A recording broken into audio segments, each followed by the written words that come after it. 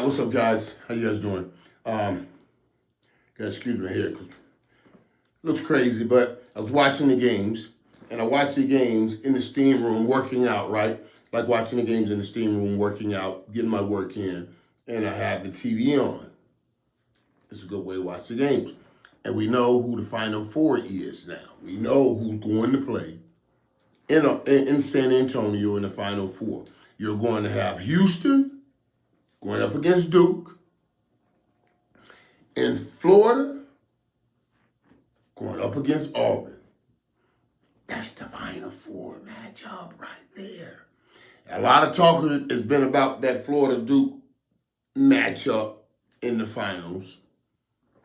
But honestly, both of those teams have some real work to do to get there. Let's go over what the teams did today.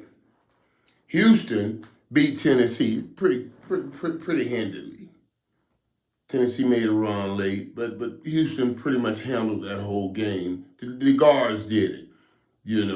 Gray and Sharp, 17, 16 points individually, and they took over. So Houston took it. And I thought about this, though, watching Houston play, because Houston got in front. And Houston they got like a great defense, and they don't turn the ball over. I think they average 2-3 turnovers a game. So if you're behind Houston, how do you catch up if they don't turn the ball over?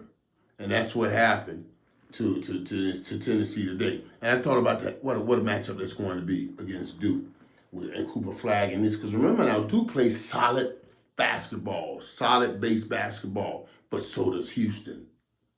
And Houston may have a few better athletes.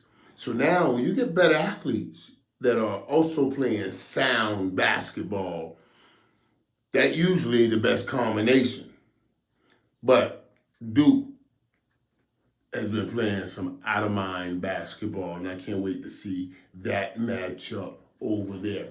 Now, that Auburn-Michigan State matchup today, that game was an interesting game because I know Tom Izzo.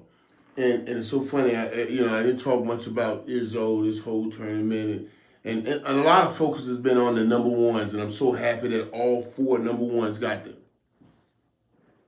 But I know Izzo, and I was pulling for him somewhat today, but also watching the TNT and listening to, the Charles Barkley. I wanted Auburn to get in there too, And so I was happy to see Irvin get in, to be honest with you. I was hurt that Coach Izzo didn't get in, because Coach Izzo, very good friends with Steve Mariucci. They're like best friends. So he used to come and hang out with us when we did the draft and all of those things, and we all go on Rayos and have a great dinner, and he's one of us, Coach Steve Mariucci and Tom Izzo. He's one of fiery dudes. He's one of us. I would have loved playing for a guy like that. You know what I mean? So he's a good dude. So I was hoping the best for him. But the right team won. Auburn won. And Auburn and Florida will get to play. And now you guys do remember, those 2 teams played in the SEC championship game. And Auburn beat them pretty handily. So I'm a little worried about my number 1 Florida having to play Auburn again. But here's the problem. Auburn's best player, Broomy, who scored 25 points today, left the game with the elbow injury. I don't know. I'm hoping the best for him. You know what? I think, honestly, to be truthful, I think we've gotten the best. The best, I thought, well, I can't say that. The best would be nothing had happened for him. But the way he came down on his leg when I watched that, and when I saw him grab his elbow, I was like, ooh, you still got hope. I mean, he came down on his leg. I thought his knee was gone.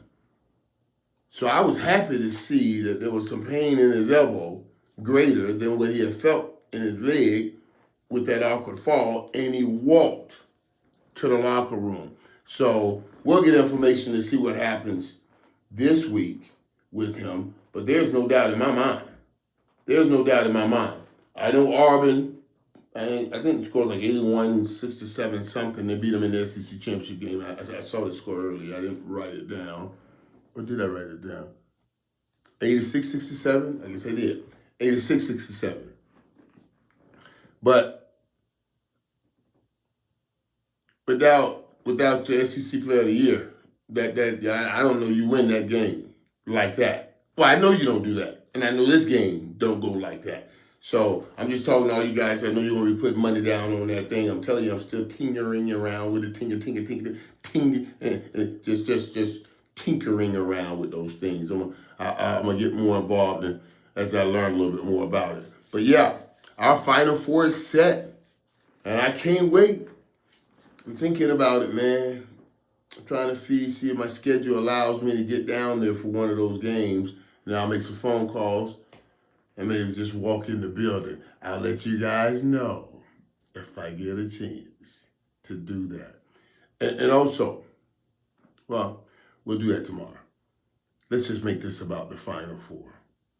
All 4 number 1 seeds. And even about that, one last thing about that, too, guys. Sports, what makes sports great? Like, I love that we got all 4 number 1 seeds. But we kind of touched on this a while ago. There is something great about having that Cinderella story that the rest of the world could buy into. Now, all 4 teams that are there will be hyped to be there.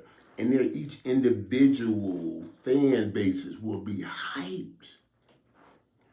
But there's no collective country hype for one team. You know, when you got that underdog team, that team that nobody thinks is really going to do it, and everybody that is not a fan of the other 3 teams that are in there naturally gravitate towards the underdog team. And then we all sit back and watch how much fight they have in them and see what kind of hope they have in them. So we can glean that fight in that hope and put it in our lives.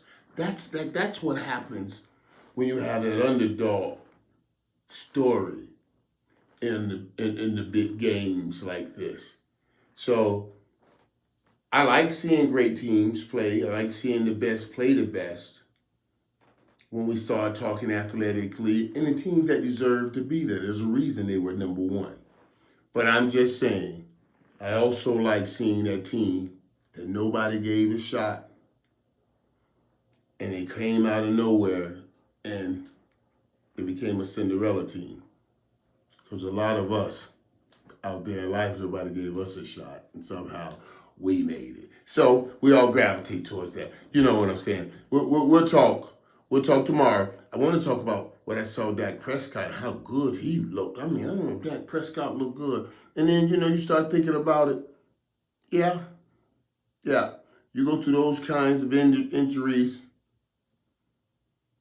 and the kind of years he's had here in the succession years, you start messing with your mind about saying either I'm going to, I recommit. But I'll talk to you guys about that.